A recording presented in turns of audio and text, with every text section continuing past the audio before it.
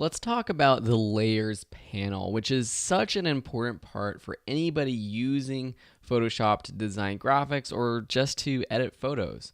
We're going to be doing a lot in the layers panel throughout this course, and it's something when I opened up Photoshop and I started playing around the first time, I didn't really pay attention to the layers panel, and it made the way that I edited photos and created graphics really funky and not the right way to do it. So understanding how this works is important. So I'm just going to give you a brief overview of what's going on here in the layers panel. And then throughout the rest of the course, there will be other things that I don't cover in this video that you'll learn specifically for projects that we'll be covering. And you'll learn all the basic things you need to know about the layers panel. So I'm going to bring this out right here just so we can see it a little bit better.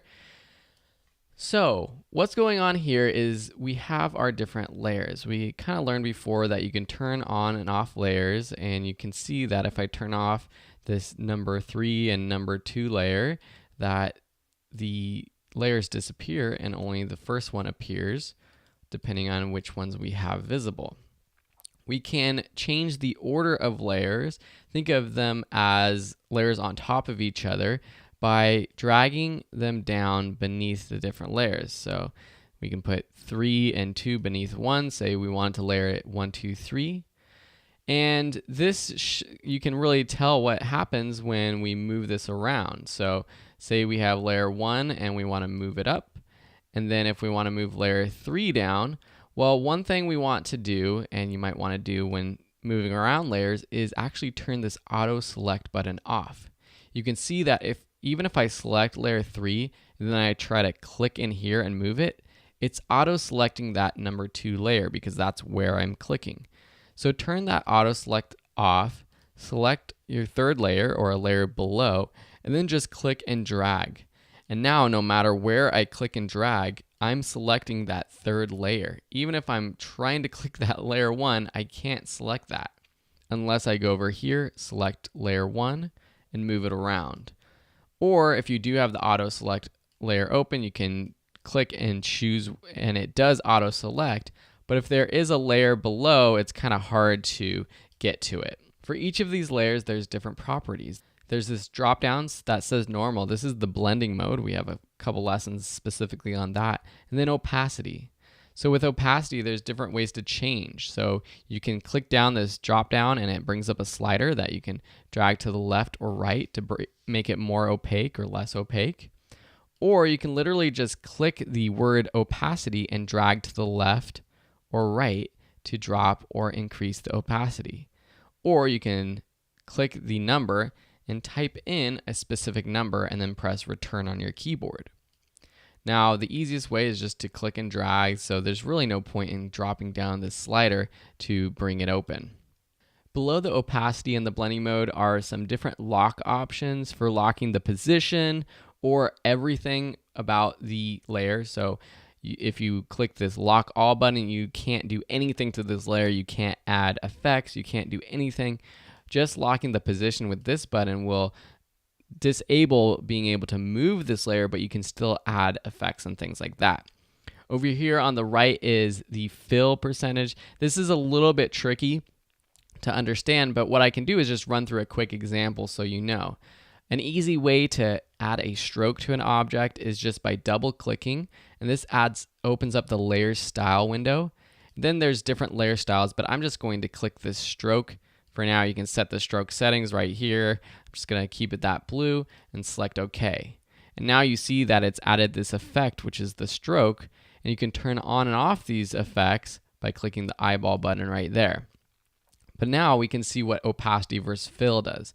So if I drop opacity, what it's doing is dropping the opacity of the actual object content itself, which is that red rectangle with the number 1.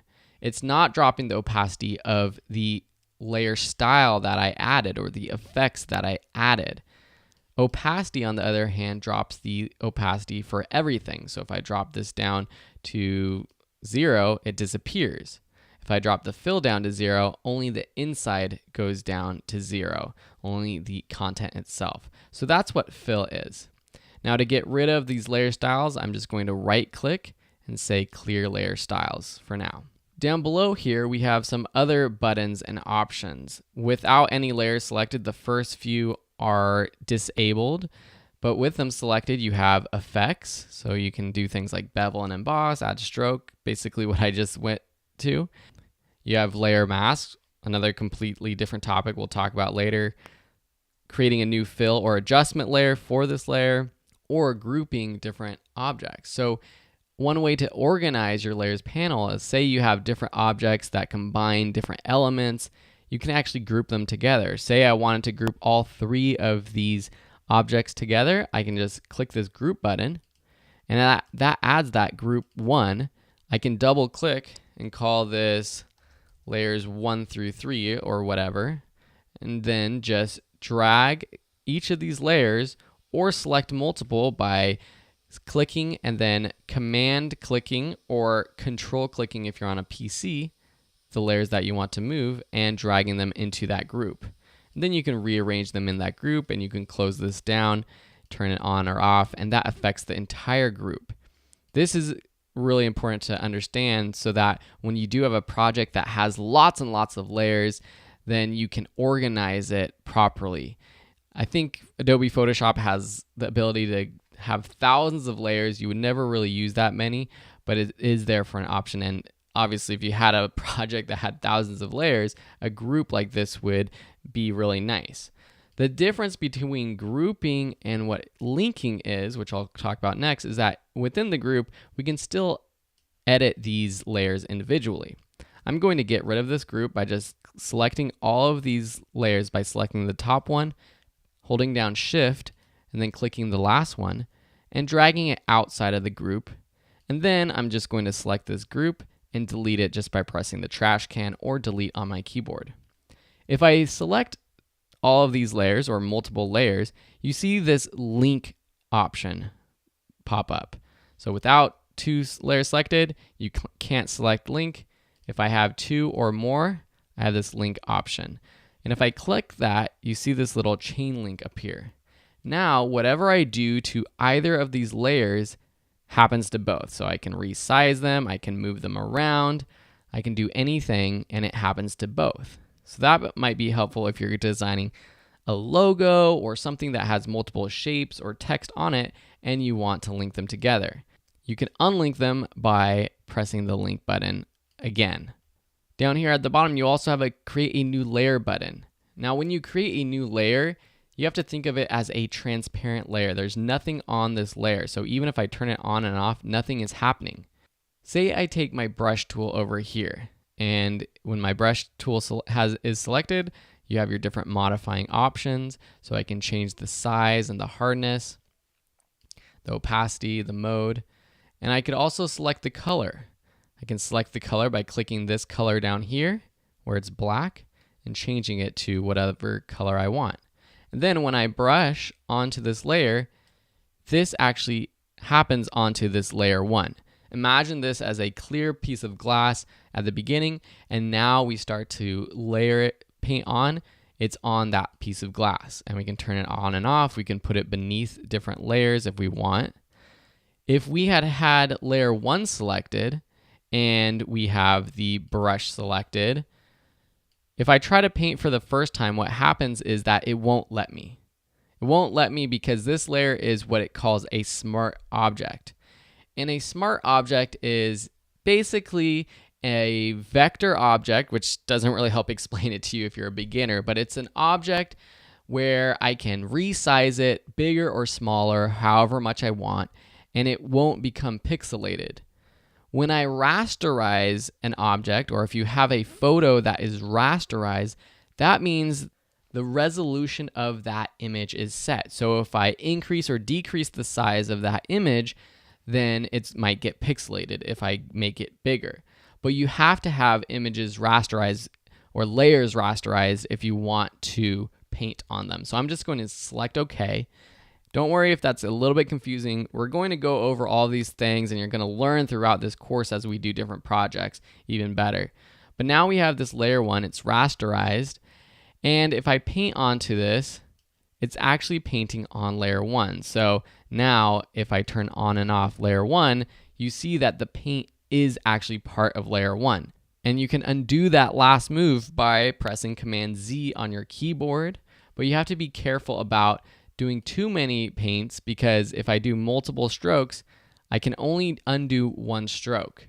There are ways to get rid of multiple things that you do to a layer in the history panel. So if you open up this history panel, which is right here, if you don't have it open, you can go to Window, History. But if I open that up, you see that this has a history of all the different things that I've done to this layer. So if I select this brush tool and delete, it gets rid of that last brush stroke. Or what I can do is select any part of this history and go back to that state of the layer. So this is where it was a rasterized layer, right when it became rasterized, but before I started brushing. Or I can go back to before it was even a rasterized image, back to when it was a smart object. And now I can go back and resize this and it won't get pixelated.